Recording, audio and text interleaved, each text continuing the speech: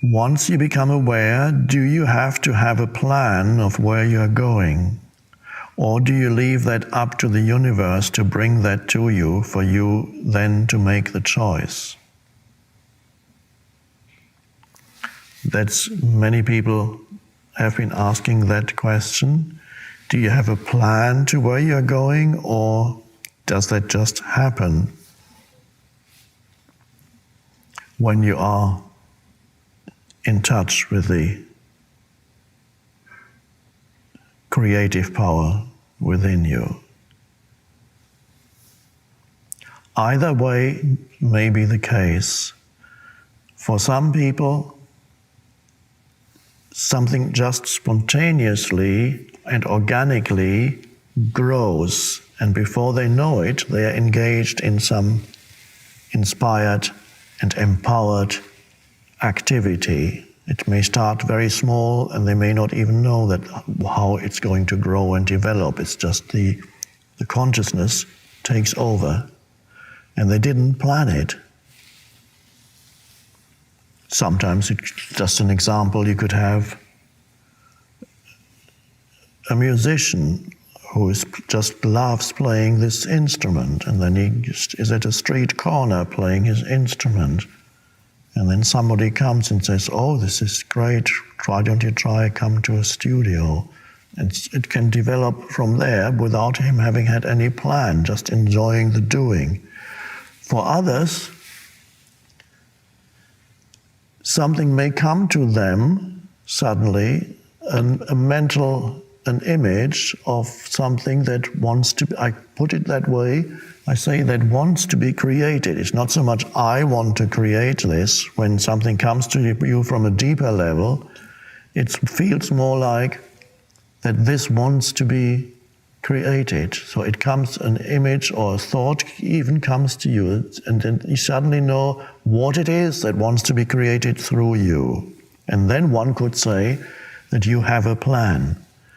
But the plan is very different from the plans that the ego had when you were still trapped in ego structures, because whatever plan the ego has is very limited by its needs. The ego really seeks itself. Through its plans, it seeks an enhancement of itself.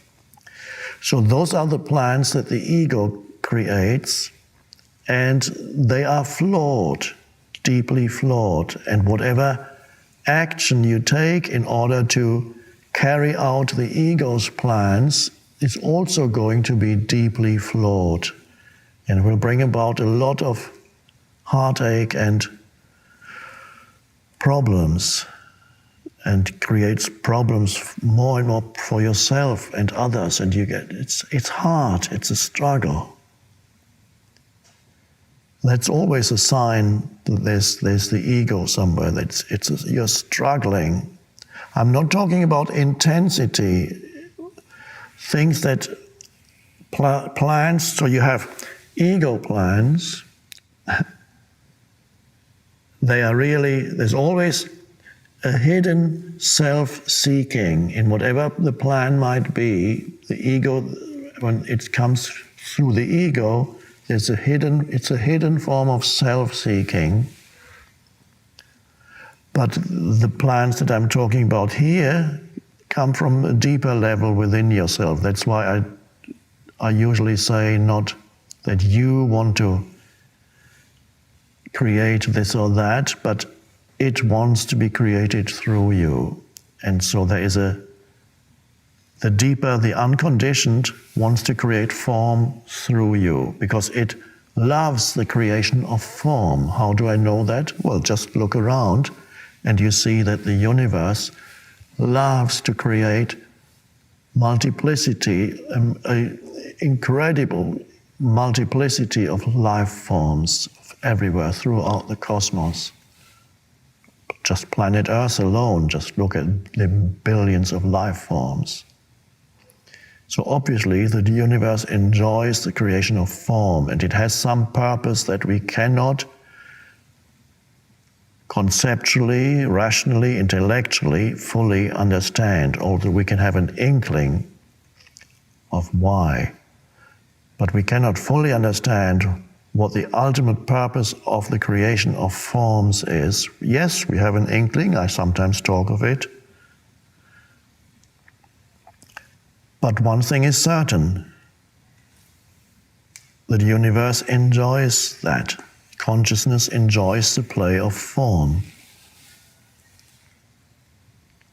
And it can happen through you. And it's deeply enjoyable. So something may come to you then, and then you can say, oh, I have a plan, and it'll be inspired, and there's no self-seeking in it. In other words, you're not looking to whatever it is that wants to be created through you. You're not looking to it for happiness or self-enhancement or fame or wealth. That those things may come. You may get fame, you may get wealth, you may get those things as byproducts, but that's not the reason why this creation happens through you.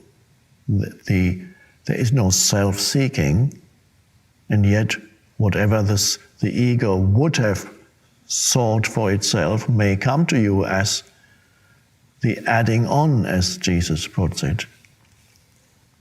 Things may be added on. If there's an enormous energy output from you into the world, it's not yours, of course, there's no personal energy, it would be a misperception. But if you become a channel for that universal energy, then of course things will come back to you, even usually also in material forms. So there will be, if there's an enormous outflow, an enormous giving, not yours, but as a channel, things will come back to you, because if you give out to the universe gives back. So you may enjoy wealth, but it would be just an adding on to, or you might give part of it away, or all of it, whatever it is that you feel is right for you. Just so you can, to summarize, for some, there's just a spontaneous evolution of the creative impulse into the external, and it happens through them without any prior plan. For others, something arises in their minds and say, yes, this is what I need to do. This is what wants to come into being through me. I feel that very strongly. And then you take action. And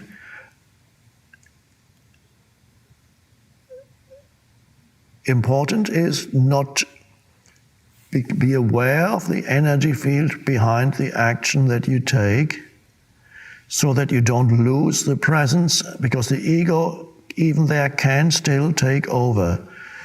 If any action you take in order to achieve something, if stress and negativity come in, when you find obstacles, because there's always some obstacle that you encounter when you begin to create something new, there will be some obstacles. There will also be enormous help coming, not necessarily immediately, perhaps immediately, but at some point you will notice an influx of supportive energy.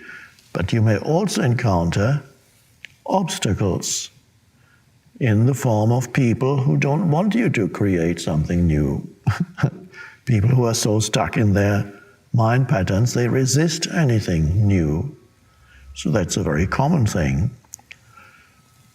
Or obstacles in some other form. So if you encounter an obstacle and there's negativity or attack, you're attacking, then you're quickly losing power. The ego is attempting to take over.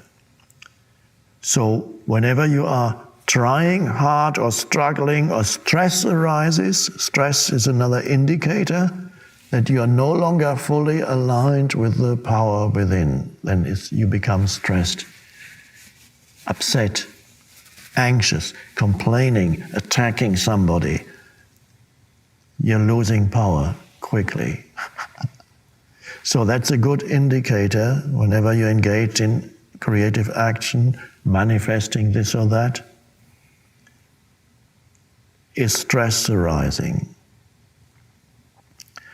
Now, I'm not saying that there is not going to be an intense energy behind when you're engaged in creative activity. There is intense energy behind it,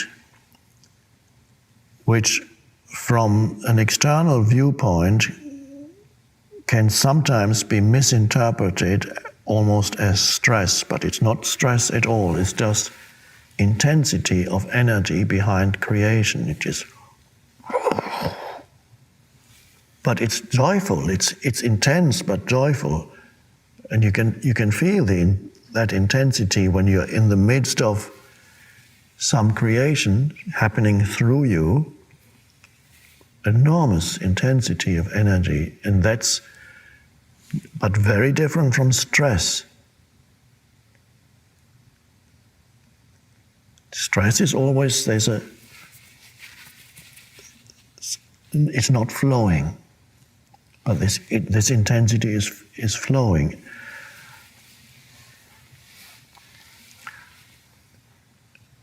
And it deals with the intensity deals with obstacles in a very different way from the ego.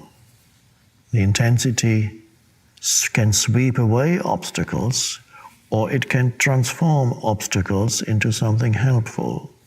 Even humans, it doesn't attack. Another thing to be, yes, you find obstacles when you create something, but as I just mentioned, also you encounter the phenomenon of being supported. If your creation is aligned with what the universe wants, then it becomes enormously empowered.